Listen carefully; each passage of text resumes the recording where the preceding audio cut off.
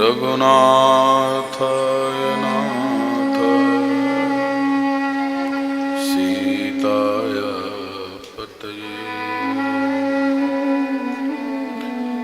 भूतैर्महद्वीर्यै मा पुरोर्विभु निरमायसेते यदंशपुरुषः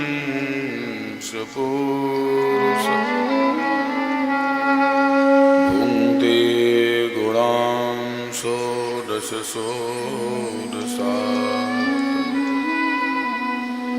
सोऽलङ्कृशिष्ठ भगवान् वचन् राधा सध्यं साधनं यस्य राधा मंत्रो राधा मंत्रधात्री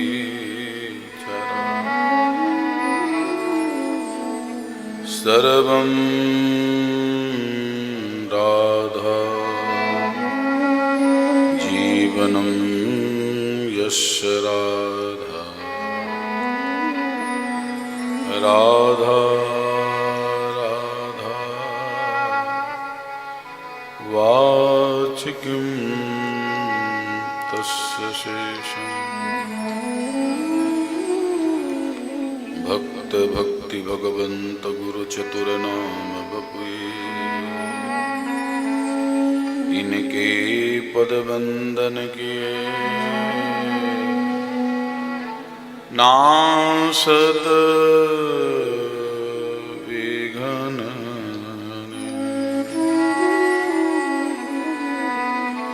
श्री गुरु चरण सरोज रज निज मन मुकुर सुधार बरनो रघुबर विमल जसु जो दायक फल चाहि बुद्धिहीन तनु जानिके सुमिरौ पवन कुमार बल बुद्धि विद्या देव मुहि हरौ कलेश विकार हरौ कलेश विकार।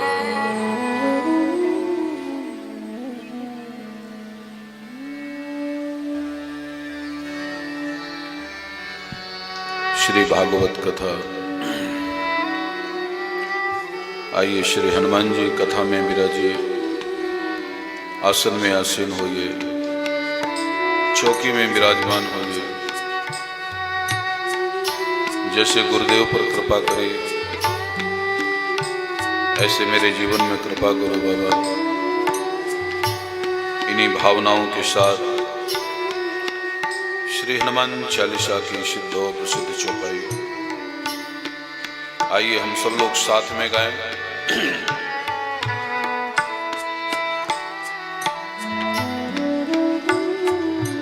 जय जय जय हनुमान गोसाई जय जय जय हनुमान। सभी गाइए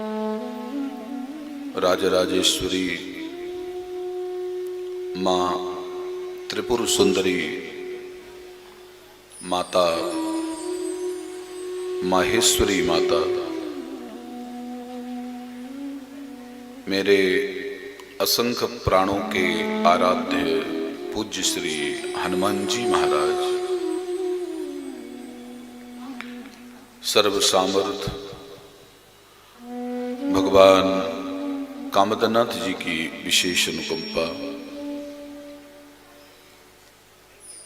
इष्ट देवता, ग्राम देवता, नगर देवता, स्थान देवता, वास्तु देवता, पितृदेवता, कुल देवता, सभी के चरणों में सादर प्रणाम।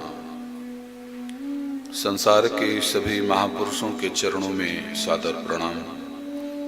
सभी भक्त भगवंत के चरणों में सादर प्रणाम और सभी भूदेवताओं के श्री चरणों में सादर प्रणाम।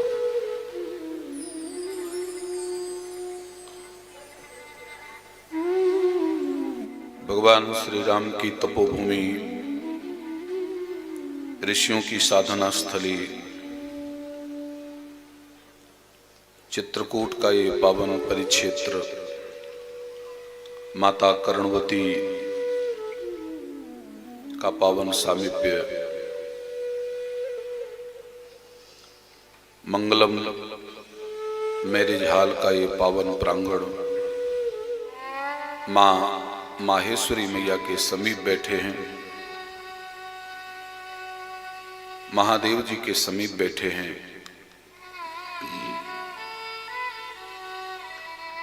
और कल हम सब लोग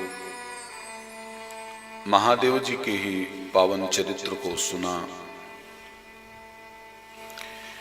एक बहुत अच्छी सूचना हम आपको दे दें, क्योंकि कल महादेव जी की कथा से ही कथा का विश्राम हुआ। ये जो हमारे नगर में सबसे ऊंचाई में भगवान वामदेवेश्वर महादेव बैठे हैं, बंधु, इनको भगवान का नाम, भगवान का जो नाम है राम, वो बहुत पसंद है। महादेव जी कहते हैं मैं संसार के सब सुख छोड़ सकता हूं, लेकिन मैं भगवान का नाम नहीं छोड़ सकता। जब भी महादेव जी को समय मिलता है तो राम राम राम राम राम राम राम राम, और जब राम जी को समय मिलता है तो महादेव महादेव महादेव महादेव महादेव।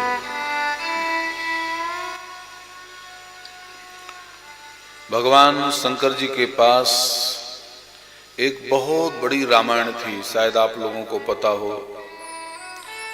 इतनी बड़ी रामायण थी कि उस रामायण में 100 करोड़ श्लोक थे। 100 करोड़। देवताओं को पता चला, मनुष्य को पता चला, दैत्यों को पता चला, शंकर जी के पास एक ऐसी रामायण है जिसमें 100 करोड़ श्लोक हैं। ये तीनों आ गए महादेव जी के पास और महादेव जी से कहते हैं, बाबा हमने सुना है कि आपके पास 100 करोड़ श्लोक की एक रामायण है, आप उस रामायण के कुछ श्लोक हमको भी दे दो ना। भोले बाबा कभी किसी को मना नहीं करते।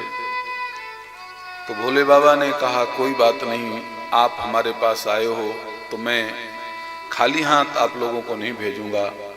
सबसे पहले भगवान ने देवताओं को बुलाया और कहा, लो मेरे पास 100 करोड़ श्लोक हैं, तो आप लोग 33 करोड़। देखो भगवान शिव कितने उदार हैं, कितने बड़े दानी हैं। 33 करोड़ श्लोक देवताओं को दे दिया। 100 करोड़ में 33 करोड़ देवताओं को 33 करोड़ मनुष्यों को और 33 करोड़ दैत्यों को। शंकर जी के पास कितने बचे? 33 करोड़ जब बांट दिया तो शंकर जी के पास कितने बचे? 1 करोड़। आप लोग थोड़ा मदद करते ही, आप लोग थोड़ा बंटवारे में मदद करिएगा, कहीं हम भूल जाएं तो बताना। शंकर जी के पास 1 करोड़ श्लोक बचे तो शंकर जी ने सोचा कोई बात नहीं, 1 करोड़ श्लोक भी हमारे लिए पर्याप्त हैं। लेकिन बंधु, कुछ महीनों बाद ये तीनों फिर आ गए। बोले बाबा, हमने सुना है कि आपके पास अभी 1 करोड़ श्लोक हैं, हमें उतने में संतोष नहीं हुआ और हमें दे दो ना।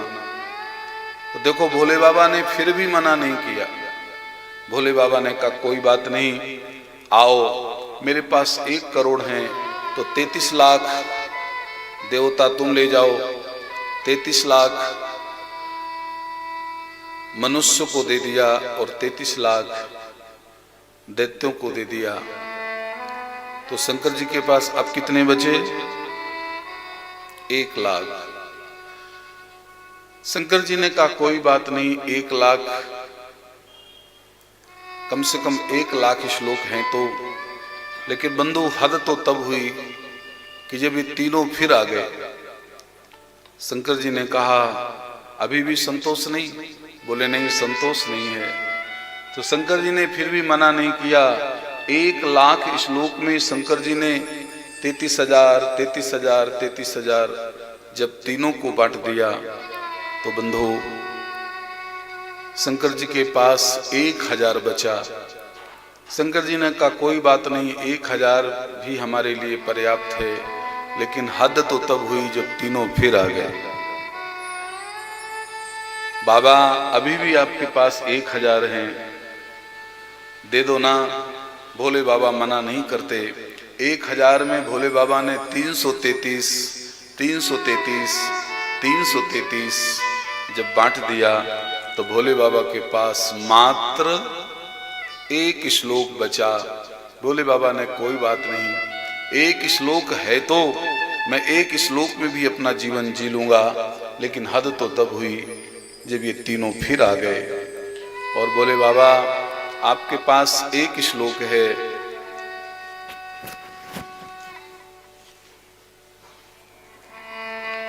आपके पास 1 श्लोक है, आप बांट दो ना।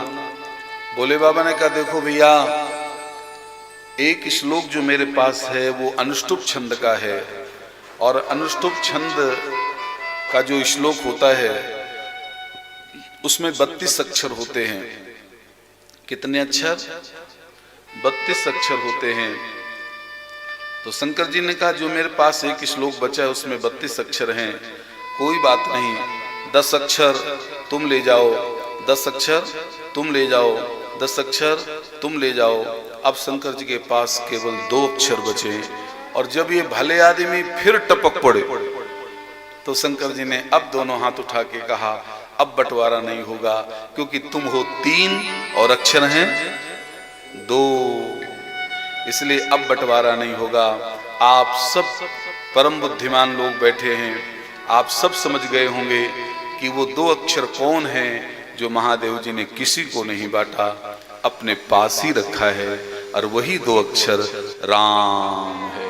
राम रामेति रामेति रमे रामे मनोरमे सहस्रनाम तत्तुल्यं श्रीराम नाम वरानने।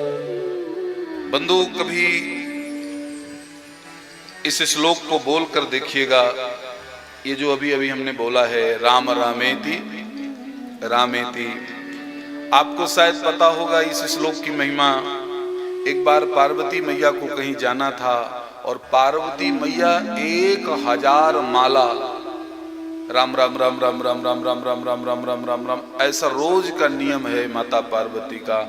1000 माला रोज करती हैं, तब पानी पीती हैं। माता पार्वती जी 1000 माला रोज करके फिर जल पीती हैं। तो पार्वती अम्बा को कहीं बाहर जाना था तो महादेव जी से कहा, स्वामी मेरा नियम खंडित हो रहा है, मैं 1000 माला जप कर पानी पीती हूँ, क्या करूँ? तो महादेव जी ने पार्वती जी से कहा, देवी मैं एक श्लोक बताता हूँ, इस श्लोक का यदि तुम एक बार भी नाम ले लोगी तो 1000 माला जप करने का फल तुमको उसी क्षण प्राप्त हो जाए। तो ये श्लोक शंकर जी ने पार्वती अम्बा को बताया है। मनोरमे, हे देवी पार्वती, राम रामेति रामेति रमे रामे मनोरमे। ये मनोरमे ये माता पार्वती का संबोधन है। सहस्त्र नाम तत्तुल्यम श्री राम नाम वरानने। राम जी से बढ़कर कोई देवता नहीं है बंधु, राम जी से बढ़कर कोई देवता नहीं है।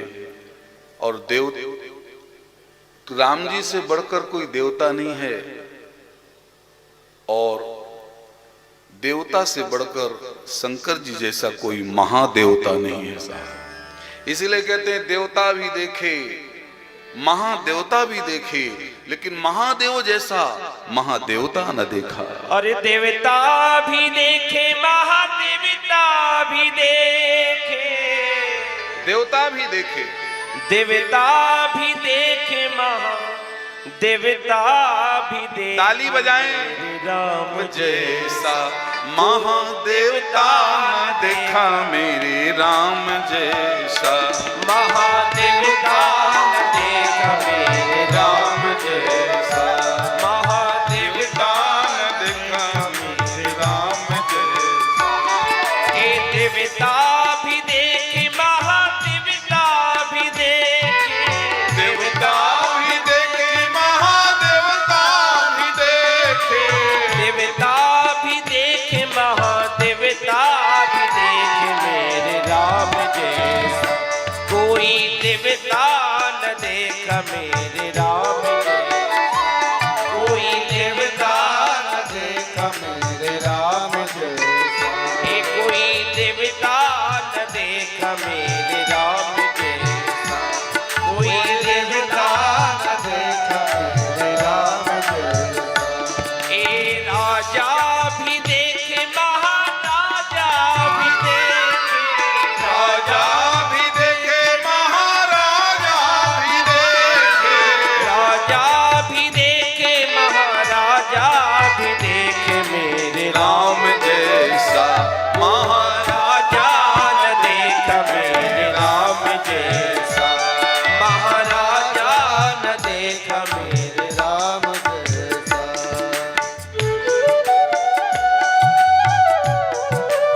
मीठी मीठी ताली बजाएं।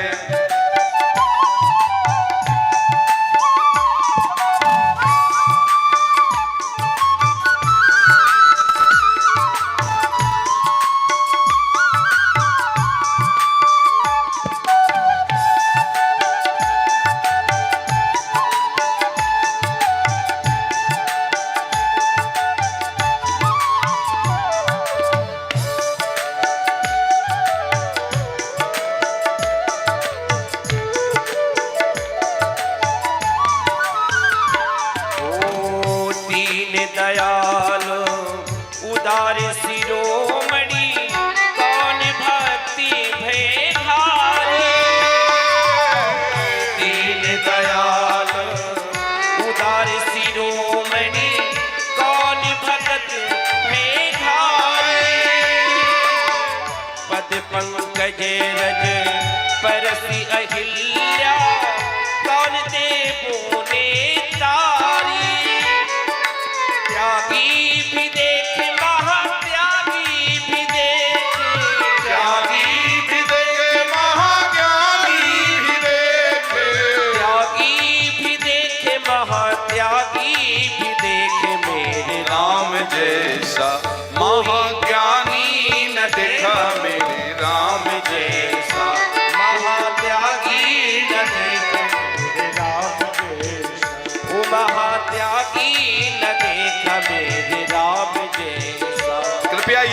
जीतू भैया यहाँ पे टेबल लगाइए, गैलरी के पास प्रसाद वहां चढ़ाएं।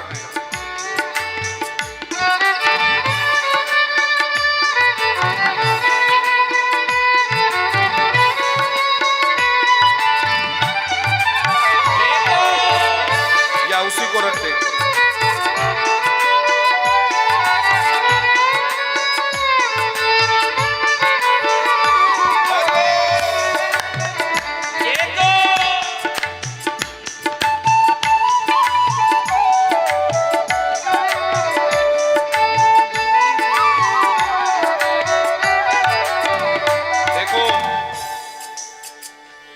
भजन के लिए थोड़ा समय निकालना पड़ेगा।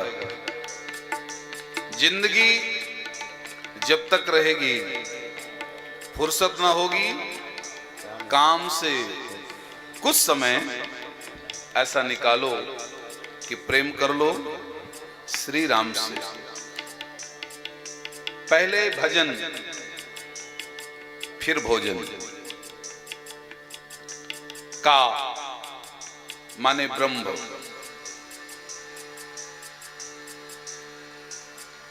का कम ब्रह्मम और खा खम ब्रह्म, दोनों में देखो ब्रह्म आ रहा है। कमाने में और खाने में दोनों में ब्रह्म है। का ब्रह्मम और खा ब्रह्म। तो इसलिए भगवान के नाम के सिवाय भैया कहीं दुनिया में शांति नहीं है। शांति ईश्वर को छोड़कर कहीं नहीं मिल सकती। इसलिए महादेव जब हमारे सतत जपते हैं भगवान का नाम, तो हम लोग भी भगवान का नाम जपें, क्योंकि महादेव सतत जपत दिव्य राम नाम। दुनिया में केवल एक ही नाम है और वह है राम, जिसको कहीं भी जपा जा सकता है, कहीं भी जपा जा सकता है। उठते बैठते सोते जागते खाते पीते कहीं भी भगवान का नाम जपा जा सकता है। आओ आज ध्रुव जी की कथा हम लोग सुनते हैं। ध्रुव जी ने 5 वर्ष की आयु में तपस्या करी है। थोड़ा विचार करिए और हम भी विचार करें कि ध्रुव जी जब 5 वर्ष के थे, जब उनकी सौतेली माँ ने उन्हें कुछ गंदा बोल दिया, पिता की गोदी से नीचे उतार दिया,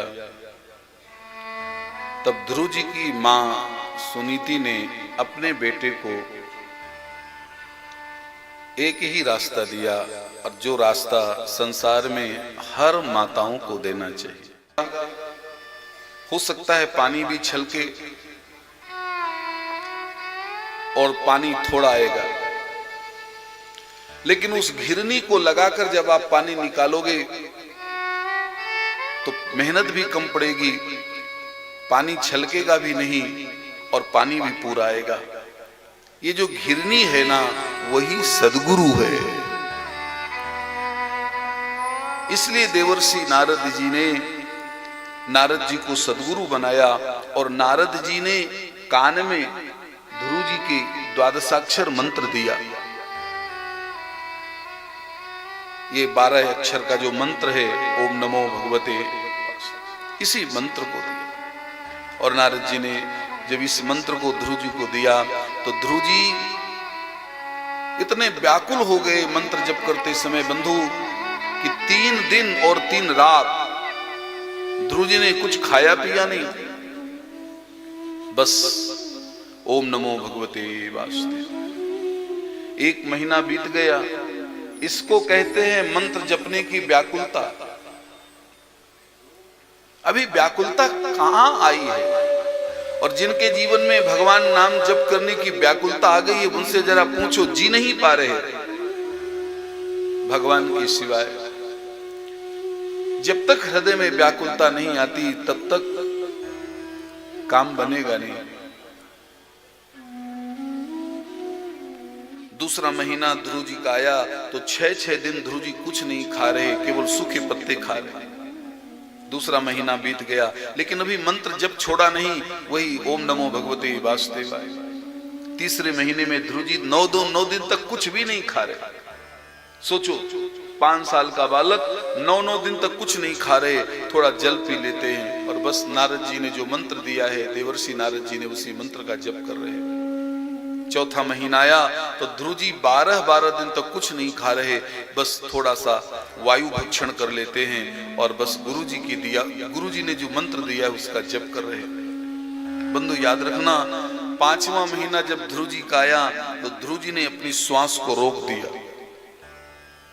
ध्रुव जी ने अपनी श्वास रोक दिया। जैसे ध्रुव जी ने अपनी श्वास रोकी तो सारे देवताओं की श्वास रुक गई। सारे देवता दौड़े दौड़े भगवान के पास पहुंचे, प्रभु धरती में कोई तपस्या कर रहा है क्या, हमारी श्वास क्यों नहीं चल रही। तब भगवान ने कहा, हाँ देवताओं, महाराज उत्तानपाद का बालक ध्रुव मुझे पाने के लिए तपस्या कर रहा है, चिंता ना करो, मैं बहुत जल्दी जा रहा हूं। और भगवान गरुड़ में बैठ करके ध्रुव जी के सामने प्रकट हो गए।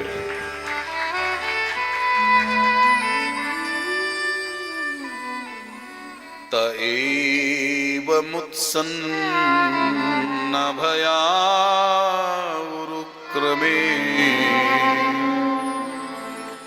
कृतावनामा प्रयुस्त्रिविष्टपम् सहस्रशीर्षापि ततो गरुत्मता मधोर्वनं भृत्यदृदीक्षया।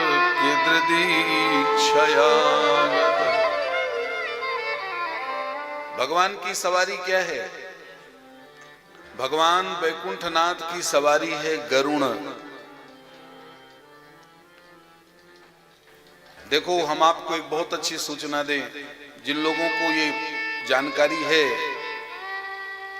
बहुत अच्छी बात, और जिनको जानकारी ना हो एक बहुत अच्छी सूचना यहां से दी जाती है। क्योंकि गरुण जी का नाम आया है इसलिए अचानक एक कथा याद आ गई। बंधु याद रखना, आप भगवान की पूजा कर रहे हैं,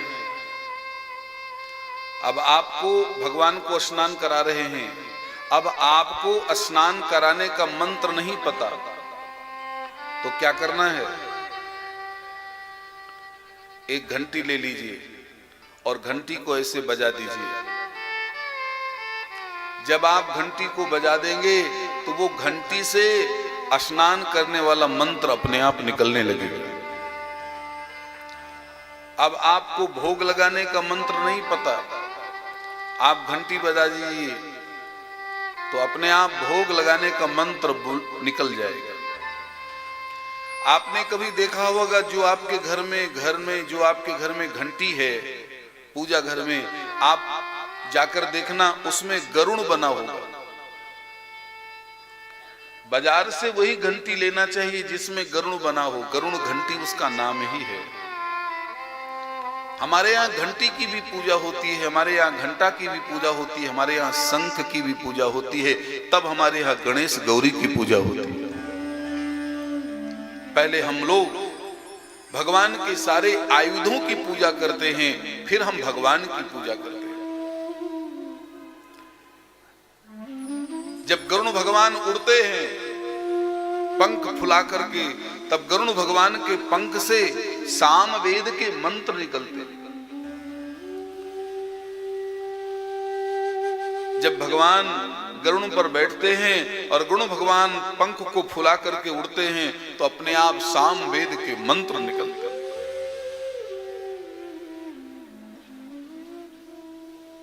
इसलिए अपनी पूजा में गरुड़ घंटी जरूर रखना चाहिए।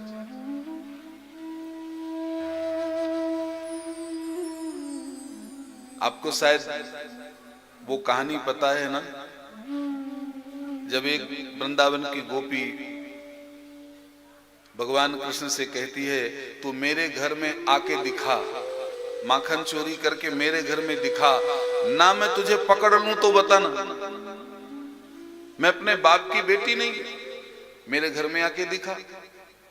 तो भगवान ने भी कहा तो सुन गोपी, मैं तेरे घर में आके दिखाऊंगा और यदि तुमने मुझे पकड़ लिया तो मैं भी नंद का छोरा नहीं। भगवान भी बड़े विचित्र। गोपी ने कहा मैं अपने बाप की बेटी नहीं, तो भगवान ने भी कहा मैं भी अपने नंद बाबा का छोरा नहीं। तो आपको पता है ना गोपी ने क्या किया, अपने घर में जितनी मटकी लगाई सारी मटकियों में घंटी बांधी, कुछ मटकी में घंटी बांधी और जो बड़ी वाली मटकी थी उसमें बड़ा भारी घंटा बांधा। क्यों घंटी बांधी गोपी ने? गोपी बड़ी चालाक है। गोपी ने सोचा कन्हैया यदि मटकी छुएगा तो घंटी बोलेगी, और घंटी बोलेगी तो मुझे पता चल जाएगा कि कन्हैया चोरी करने आ गया, मैं पकड़ लूंगी। अब वो गोपी को ये पता नहीं कि कन्हैया बहुत चतुर है, पहले मटकी छुआ ही नहीं, पहले मटकी के सामने ऐसे खड़ा हो गया और कहता हे घंटी देवी मैं मटकी छूं तो तू बोलना नहीं। बड़ी भारी मटकी में घंटा लगाया था तो भगवान हाथ जोड़ कहते हे घंटा देवता मैं बड़ा भारी मटका छूं तो बोलना नहीं। अब भगवान जिसकी प्रार्थना करे वो तो स्वीकार करेगा। यही कारण हुआ कि जब कन्हैया ने मटकी छुई तो घंटी बोली ही नहीं। लो भगवान ने मटकी को निकाल लिया फिर भी घंटी नहीं बोली। भगवान ने मटकी में ऐसे हाथ डाल दिया तब भी घंटी नहीं बोली। लेकिन जैसे भगवान ने मक्खन निकालकर खाने लगे उतने में घंटी बोल गई। जैसे भगवान मक्खन खाने लगे तो घंटी बोली। तो घंटी ने कहा, भगवान ने घंटी से कहा कि जब मैंने तुमसे प्रार्थना किया था कि तू बोलना नहीं, तू कैसे बोली? तो घंटी ने कहा प्रभु याद करो आपने ये कहा था कि मटकी छू तो नहीं बोलना, तो जब आपने मटकी छुआ तो मैं कहां बोली? आपने मटकी निकाला फिर भी मैं नहीं बोली। लेकिन एक बात बताओ प्रभु, मेरे भगवान मक्खन का भोग लगाए और घंटी ना बोले, वो घंटी का ही धिक्कार। वो घंटी कैसी जो भगवान के भोग में ना बोले, भगवान की आरती में ना बोले। इसलिए कभी भी भगवान की पूजा करो तो घंटी जरूर बजाओ। बंधु जब हम घंटी बजाते हैं तो फिर हमको अलग से मंत्र बोलने की जरूरत नहीं है। आप आरती करिए और एक हाथ से घंटी बजाइए तो फिर आपको ये बोलने की जरूरत नहीं है कि ओम जय जगदीश हरे। वो घंटी अपने आप यही बोल रही है जो आप बोल रहे हैं। आप भगवान का भोग लगा दीजिए, फिर आपको अलग से मंत्र बोलने की जरूरत नहीं है कि नाभ्या आसीदंतरिक्ष गुंशिष्णोर्द्यौः। नहीं, घंटी बजा दो तो अपने आप वेद के मंत्र घंटी से निकलते। आज भगवान जब गरुड़ गरुड़ पर बैठ करके आए तो भगवान की जो सवारी है गरुड़, उससे साम वेद के मंत्र निकल रहे। भगवान ने देखा मेरा बालक ध्रुव हाथ जोड़कर मेरा इंतजार कर रहा है। भगवान खड़े हुए। अब तो ध्रुव जी की आंखों में आंसू आने लगे। 5 साल का बालक विचार करने लगे, ध्रुव जी आज मैं पढ़ा लिखा होता, आज मुझे 2-4 श्लोक आते होते तो मैं आज भगवान की स्तुति करता, लेकिन क्या करूं मुझे कोई स्तुति आती नहीं। तो देखो जैसे ध्रुव जी के अंदर ऐसा विचार आया कि मैं भगवान की स्तुति करना चाहता हूं तो भगवान समझ गए। भक्त की बात भगवान तुरंत समझते।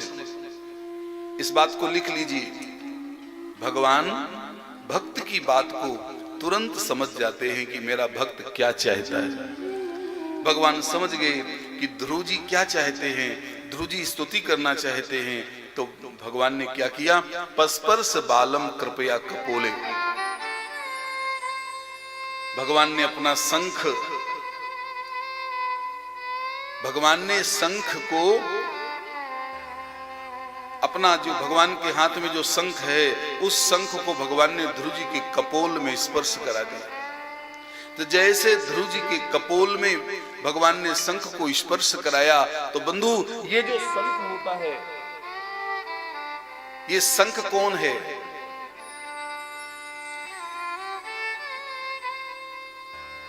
ये शंख की उत्पत्ति कहां से हुई है? शंख की उत्पत्ति सागर से हुई है, समुद्र से हुई है। और लक्ष्मी की उत्पत्ति कहां से हुई है? लक्ष्मी की उत्पत्ति भी समुद्र से हुई है। तो शंख का रिश्ता लक्ष्मी के साथ क्या हुआ? ये शंख लक्ष्मी जी का भाई है। और देखो लक्ष्मी जी का ब्याह कहां हो गया? लक्ष्मी जी का ब्याह हो गया नारायण के साथ। तो फिर शंख का रिश्ता नारायण के साथ क्या हो गया? क्या हो गया? देख लो, तभी हमारे भगवान साले साहब को बिल्कुल हाथे में बांध के रखते हैं। भगवान साले साहब को छोड़ते नहीं है। आप लोग भी अपना अपना अनुभव थोड़ा सा स्मरण कर लीजिए कि जितना प्रेम भगवान का साले से है, हमारा है कि नहीं? ना हो तो शुरू कर दीजिए। वैसे आप लोगों का है, स्याल को बुद्धिदायक। शंख में सरस्वती है, इसलिए अपने बच्चों को शंख बजाना, शंख बजवाइए। आज तो मेडिकल साइंस ने भी उस बात को सिद्ध कर दिया है कि जो शंख बजाएगा उसकी स्मरण शक्ति और श्रवण शक्ति तेज हो जाएगी। जो बालक 5 साल के अंदर शंख बजाना सीख जाता है, वो फिर जीवन पर्यंत शंख बजाता है। और यदि बचपन में कोई शंख बजाना नहीं सीखा तो याद रखना, वो फिर बुढ़ापे तक कभी शंख नहीं बजा सकता। जैसे 16 साल के अंदर यदि आपने अपने बालक के कंधे में यज्ञोपवीत डाल दिया तो गायत्री माता उस बालक पर प्रसन्न हो जाएगी। और यदि 16 साल के अंदर आपने अपने बच्चे के कंधे में यज्ञोपवीत नहीं डाला तो उस बालक के जीवन में कभी गायत्री आएगी ही नहीं, रुष्ट हो जाएगी।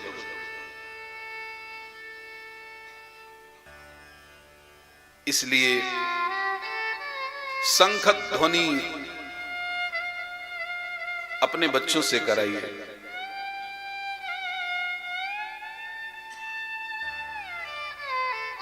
पुरुष को शंख बजाने का अधिकार है, बच्चों को भी शंख बजाने का अधिकार है, ना नारी को भी है। लेकिन नारी ने कब शंख बजाया है, वो महाभारत पढ़ लेना। और जब नारी ने शंख बजाया है तब फिर महाभारत ही हुआ है। द्रौपदी ने बजाया था, ऐसा नहीं कि नहीं बजाया, लेकिन जोश में बजाया और भगवान को मानो ऐलान किया कि अब सहन नहीं हो रहा, और शंख बजा करके बिगुल बजा दिया। कभी कभी शंख 2 परिस्थिति में बजाया जाता है। एक तो पूजा पाठ में शंख बजाया जाता है, लेकिन कभी कभी देखना शंख का वाद्य स्वागत के लिए भी होता है। शंख का वाद्य जयमाल के समय भी होता है, लेकिन शंख का वाद्य युद्ध के लिए भी होता है। पांचजन्यम ऋषिकेशः, भगवान ने जो शंख बजाया है वो पांचजन्य शंख था। जब भगवान द्वारिका में प्रवेश करते हैं तो शंख बजते हैं।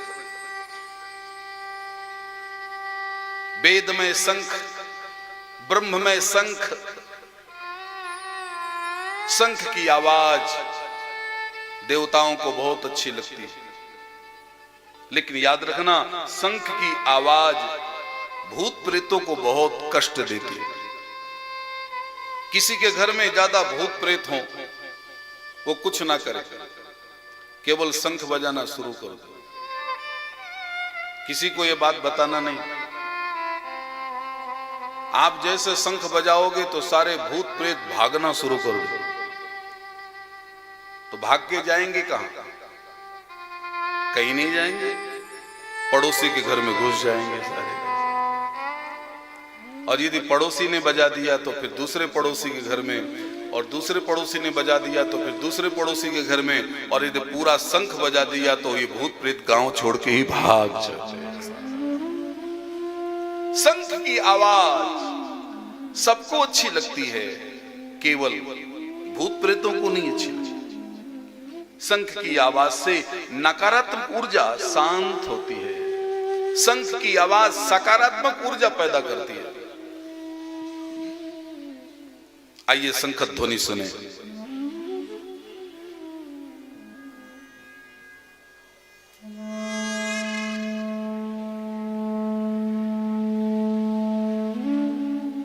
ये तो बांसुरी से शंख बजाया जा रहा है, और कहीं यदि प्रत्यक्ष आप शंख बजाओ तो उसका दर्शन कितना अद्भुत हो। देखो बांस है, बांसुरी शंख बजा रही है। भगवान ने अपने हाथ में शंख लिया और शंख लेकर के ध्रुव जी के गाल में ऐसे स्पर्श करा दिया। तो जैसे ध्रुव जी के गाल में भगवान ने शंख को स्पर्श कराया तो ध्रुव जी के अंदर जो सुप्त सरस्वती थी वो जागृत हो गई। 5 साल का बालक ध्रुव हाथ जोड़कर भगवान से कहने लगा, योऽन्तः प्रविश्य मम वाचमिमां प्रसुप्तां संजीवयत्यखिल शक्तिधर स्वधाम् अन्यांस्ते हस्तचरणा श्रवणत्वगादि प्राणान् नमो भगवते पुरुषाय तुभ्यम् बुद्धिहीन तनु जानिके सुमिरौ पवन कुमार बल बुद्धि विद्या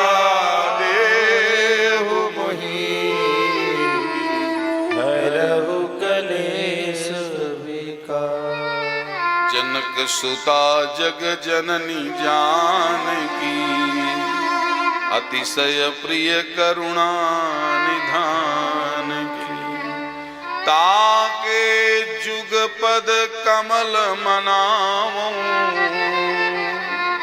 जासु कृपा निर्मल मति गुरु ग्रह गए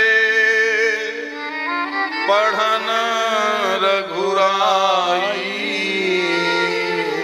अल्प काल विद्या सब श्वेत पद्मासना देवी श्वेत पुष्पोपशोभिता श्वेतांबरधरा नित्या श्वेत गंधानुलेपना श्वेताक्षर सूत्र हस्ता च श्वेत चंदन चर्चिता श्वेत वीणाधरा शुभ्रा श्वेतालंकार भूषिता वंदिता सिद्ध गंधर्वै अर्चिता सुरदानवै पूजिता मुनिभिः सर्वैर्षभिस्तूयते सदा। ये जो मैंने पाठ किया है, इस पाठ का नाम है सरस्वती स्तोत्र। इस पाठ के करने से बच्चों के अंदर एक अलग प्रकार की मेधा जागृत होती है। इसलिए इस स्तोत्र का पाठ समय समय से बच्चों से कराना चाहिए। बंधु, कहीं भी हमारे शास्त्र में ऐसा नहीं लिखा कि माता पिता को अपने बच्चों को धन इकट्ठा करना चाहिए, मकान इकट्ठा करना चाहिए। कहीं लिखा हो तो बता दो, बताओ आप सहमत है कि नहीं? कहीं लिखा हो कि अपने बच्चे को 2-4 मकान बनवा दो, पैसा इकट्ठा कर दो? कहीं नहीं लिखा। हाँ, ये लिखा है कि अपने बच्चों को जितना हो सके तो शिक्षा दे दो। गुरु गृह गए पढ़न रघुराई अल्पकाल विद्या सब मानो इस कथा से हम सब लोग एक संदेश ले लें कि हम अपनी संतान को मकान ना दे पाए कोई बात नहीं, संपत्ति ना इकट्ठा कर पाए कोई बात नहीं, लेकिन यदि आपने शिक्षा देने में थोड़ा भी आलस्य किया तो बंधु प्रकृति माफ नहीं करती माता पिता को। इसलिए यदि हमारा बालक पढ़ना चाहता है तो उसको खूब पढ़ाना चाहिए, खूब शिक्षा देना चाहिए। स्वदेशे पूज्यते राजा विद्वान सर्वत्र पूज्यते। राजा की पूजा अपने ही देश में होती है, लेकिन याद रखना यदि हमारा बालक विद्वान हो जाएगा तो सर्वत्र पूज्यते। दुनिया के किसी कोने में पहुंच जाएगा, वहां उसकी पूजा होगी, वहां उसकी आरती उतारी जाएगी। भगवतीम शारदाम प्रणमामि सर्वदा सर्वदा, ये भी शारदा का मंत्र है। विद्या प्राप्ति के सैकड़ों मंत्र हैं, आप ग्रंथ खोलो तो जिन बालकों को पढ़ाई में आलस आता है, ऐसे ढेर सारे मंत्र हैं जिन मंत्रों को यदि आप बच्चे को दे दें तो उसका आलस्य समाप्त हो जाएगा। ऐसे एक मंत्र नहीं है, सैकड़ों मंत्र है। भगवतीम ये भी मंत्र है, शारदाम प्रणमामि प्रणमामि प्रणमामि। या कुंदेन्द्र तुषारहार धवला, या शुभ्रवस्त्रावृता, या वीराभरणदण्डमण्डितकरा, या श्वेतपद्मासना, या ब्रह्माच्युतशङ्करप्रभृतिभिर्देवैः सदा वन्दिता, सा मां पातु सरस्वती भगवती निःशेषजाड्यापहा। ऐसे कितने मंत्र हम आपको सुना सकते हैं। इसलिए एक बार वीणा वादनी मां भगवती सरस्वती की जयकारा करिए। ये सारा का सारा खेल सरस्वती का ही है। बोलिए सरस्वती मैया की जय। आज ध्रुव जी की जीवा में सरस्वती का वास हो गया।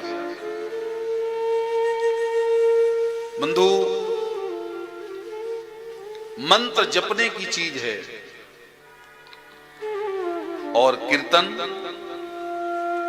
गाने की चीज है। आज हम लोग उल्टा करते हैं, माफ करिएगा, आज हम सब उल्टा कर रहे हैं। तो देखो ना, उल्टा फल मिल तो रहा है। एक बार फिर से सुन लीजिए, मंत्र केवल जपने की चीज है। और कैसे जपने की? ऐसे नहीं, ऐसे मंत्र छिपाकर जपा जाता है साहब। और मंत्र इतना छिपाकर जपा जाता है कि कोई देख ना ले, और मंत्र इतना धीरे बोला जाता है कि बगल में कोई बैठा हो वो भी सुन ना ले। जो जपने वाले मंत्र हैं हम लोग गा रहे हैं, गा रहे हैं कि नहीं?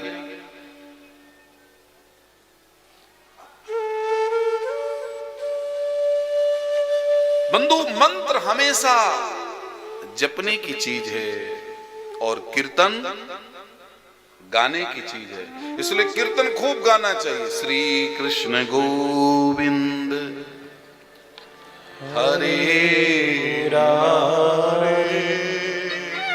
हे नाथ नारायण।